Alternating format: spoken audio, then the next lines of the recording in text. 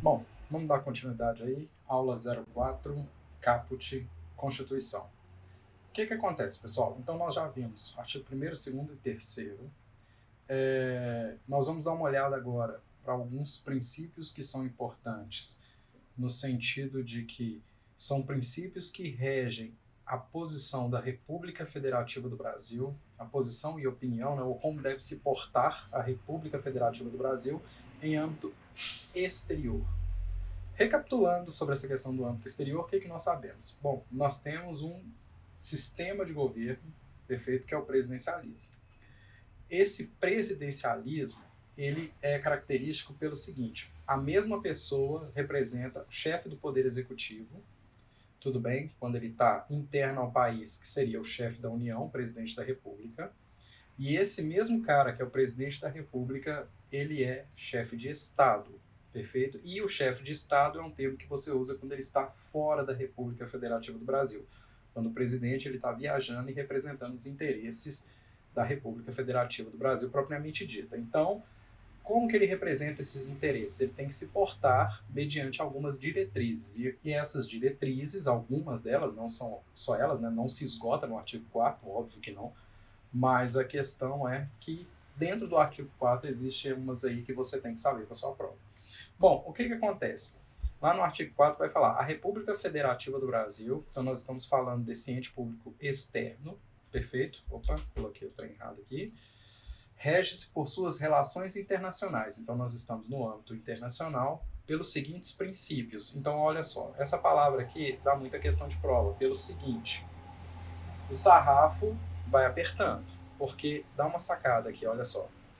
Nós temos no artigo 1º os fundamentos da República Federativa do Brasil, artigo 3º os objetivos da República Federativa do Brasil, no artigo 4 nós temos os princípios das relações internacionais. Princípios que a República Federativa do Brasil está submetida em suas relações internacionais.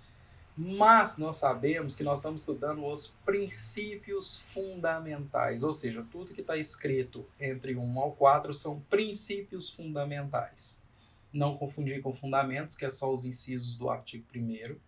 Não confundir com os objetivos, que são os incisos do artigo 3º. E não confundir com os princípios que estão aqui no artigo 4º. Todo princípio fundamental, óbvio, engloba isso aqui tudo. Mas agora, se te pedir os princípios das relações internacionais, é só o que está no artigo 4º. Então é uma salada, tá? Que você tem que ter isso muito claro na sua cabeça, as diferenças, principalmente, né, bancas de nível... quando eu falo nível médio, não é o estudo até o nível médio, mas assim, bancas de concurso médio, concurso mediano, gostam de fazer essas brincadeiras. Concursos mais elevados, aí a galera já parte do pressuposto que você sabe e te cobra coisas mais difíceis. Perfeito? Bom, vamos lá. Sobre esses princípios, eu não acho que você tenha que decorar. Eu acho que você tem que entendê-los. E você já os entende. Se você tem uma noção de como funciona a política externa, política internacional do Brasil, você já sabe isso aqui de cor. Você só não sabe que sabe. Agora, tem alguns que eu vou fazer certos comentários aqui que são importantes, tá? Então, nós sabemos que como que o Brasil se porta no termo internacional? Para e pensa, como que o seu presidente geralmente se porta? Bom, o Brasil, a República Federativa do Brasil, ela é um país que respeita direitos humanos, ela tem repúdio ao terrorismo e ao racismo, ela reconhece a independência dos estados, ela reconhece essa igualdade que existe entre os estados, ou seja, Estados Unidos, ou você está conversando com o representante dos Estados Unidos, ou então com o chefe de estado do Haiti, mesma coisa. É claro, é óbvio que o poderio econômico dos Estados Unidos dão a eles certas garantias que estão à margem desses princípios. Mas não é o poder econômico que traduz o tratamento entre os chefes de Estado. Mas no mundo da vida, é óbvio que alguns países têm um poder de fala muito maior do que outros, né? Convenhamos. Então, você não precisa decorar, você só precisa entender isso daqui, sabe? Leia umas 2, 3 vezes ali, já basta, resolva umas questões e já está ótimo, tá? Então, vamos lá. Independência nacional, prevalência dos direitos humanos, isso aqui é clássico, tá? Adora aparecer em prova, mas beleza, Brasil, você não tem dúvida sobre isso. Autodeterminação dos povos é um elemento do Estado, do povo, né? Não intervenção, o Brasil não é de ficar metendo bedelho, né? Falando, você tem que fazer isso, você tem que fazer aquilo. A gente traduz uma ideia de não intervenção. Igualdade entre os estados, é o que eu acabei de explicar um pouquinho. Defesa da paz. Brasil não é um país que entra em guerra, né? Enfim, não é igual, novamente citando os Estados Unidos, que tem um desejo por guerra. Solução pacífica dos conflitos. Também, eu acho que é bem simples. Repúdio ao terrorismo e ao racismo. Aqui eu queria fazer alguns comentários aqui que são importantes, tá? Essa daqui adora aparecer, eu acho que você não vai errar se te cobrar isso daqui. Só que o que acontece? Aqui eu queria citar duas coisas que você tem que saber, que aqui é o passo à frente do seu concorrente, tá? Em 2015, a gente tem umas figuras que são as figuras de equiparação, tá? Em 2015, o Supremo Tribunal Federal fez uma coisa interessante, que ela equiparou, né, a transfobia e a homofobia ao crime de preconceito. Se você for aqui, ó, se você digitar aqui, ó, lei, crime, preconceito de raça e cor, você vai achar a lei, que é essa daqui, ó, 7.716. Se você abrir ela, vou mostrar o texto compilado, se você abrir ela aqui, olha só que interessante. Dos crimes resultantes de preconceito de raça e cor. Bom, ao meu ver, transfobia e homofobia não tem nada de raça e cor. E você também, né, você já sabe disso, que... Deixa eu fazer isso aqui que fica melhor. Pronto. E você também já sabe que, desde pequenininho, lá em direito penal, você sabe que não há crime sem lei anterior que defina, nem pena sem prévia combinação legal. O que significa isso? O Supremo Tribunal Federal não tem competência para criar crimes. Ponto.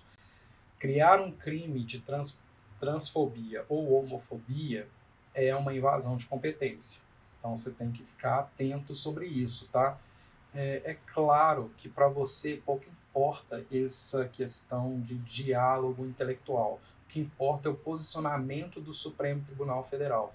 E para o Supremo Tribunal Federal, devido à inércia do Legislativo, o que o Supremo virou e pensou? Pensou assim, olha, nós temos que criminalizar uma conduta que o Legislativo não está a fim de criminalizar, porque fere a dignidade da pessoa humana e fere também essa questão do repúdio ao terrorismo e ao racismo.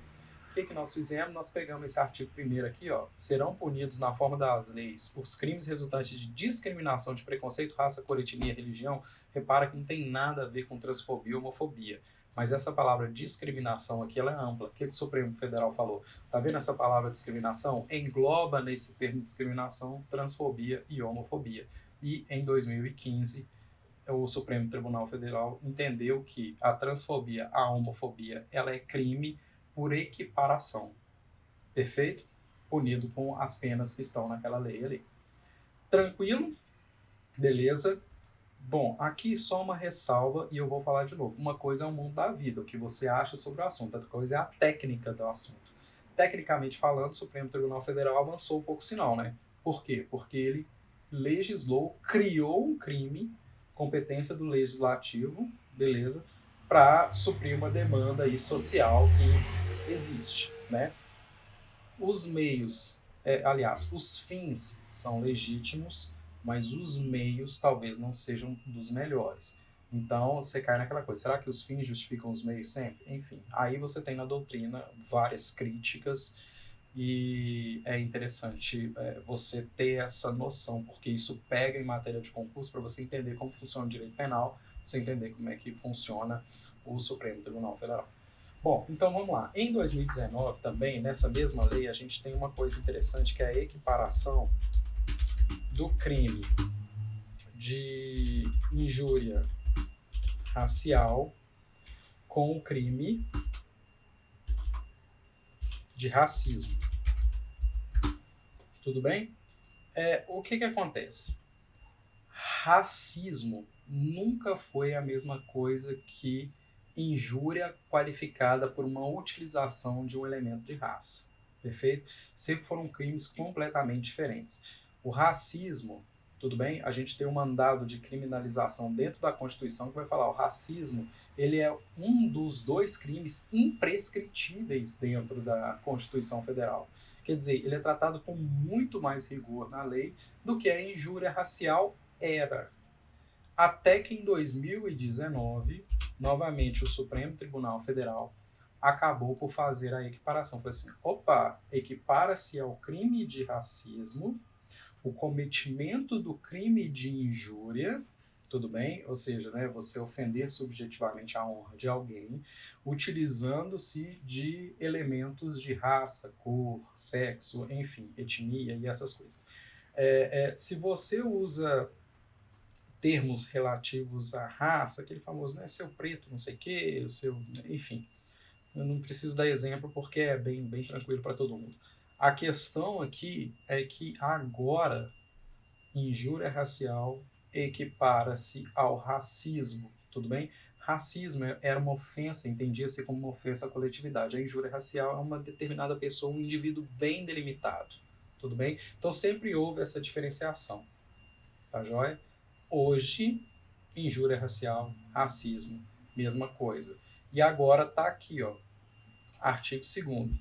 Injuriar alguém, ofendendo-lhe a dignidade ou decoro em razão de raça, cor, etnia, procedência nacional. Aqui nós já temos uma atuação agora do legislativo, entendendo mais ou menos, né? Porque uma coisa vai contornando a outra. Entendendo isso daqui, o nosso legislativo em 2023 criou essa figura. Então você tem um órgão, né, da União, um dos poderes da União, o poder legislativo, legislando sobre o que lhe diz respeito. Tudo bem? Pena reclusão. A pena é aumentada se o crime for cometido mediante de concurso de 2 ou mais pessoas. Enfim, é legal você dar uma lida aqui, uma leizinha bem simples, ela é bem pequenininha, mas é o que eu preciso que você entenda isso daqui. Injúria racial, desde 2019, ela foi equiparada ao racismo. E aí a gente tem um pequeno problema, né? Como que um crime com uma pena tão pequena se torna imprescritível? É meio estranho você pensar que injúria racial é um crime imprescritível, mas o Supremo Tribunal Federal falou assim, é imprescritível e ponto, acabou. Tranquilo? Quando isso aconteceu, tinha muita divergência, né, nos juizados, enfim, como é que ia ser os trâmites processuais para esse crime aqui, que não cabe a gente aqui falar, né, sobre como que é o processo penal em cima disso daqui, mas o que você precisa saber? Injúria racial é equiparado ao racismo, é imprescritível, igual está escrito lá na Constituição, consequentemente inafiançável também, porque todos os crimes são inafiançáveis ali.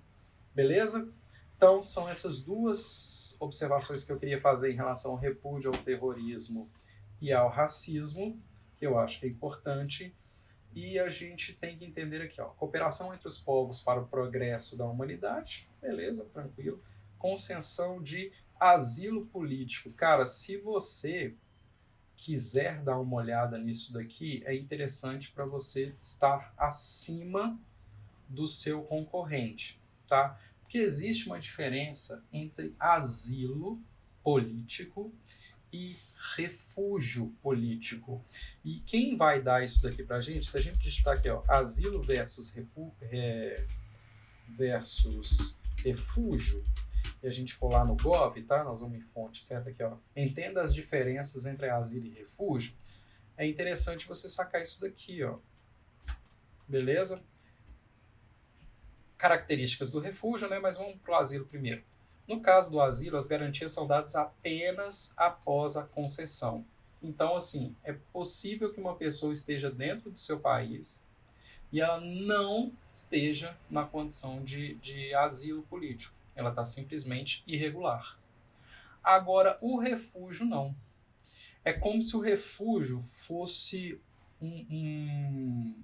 uma proteção muito maior, porque nós estamos falando da Acnur, nós estamos falando da questão da migração, né? Tipo, na Venezuela, que aconteceu aqui, o pessoal entra desesperado. Por quê? Porque não tem o que comer, não tem sistema de saúde, enfim. Claro que eu estou potencializando essas coisas, né? Mas a ideia é para você entender mesmo.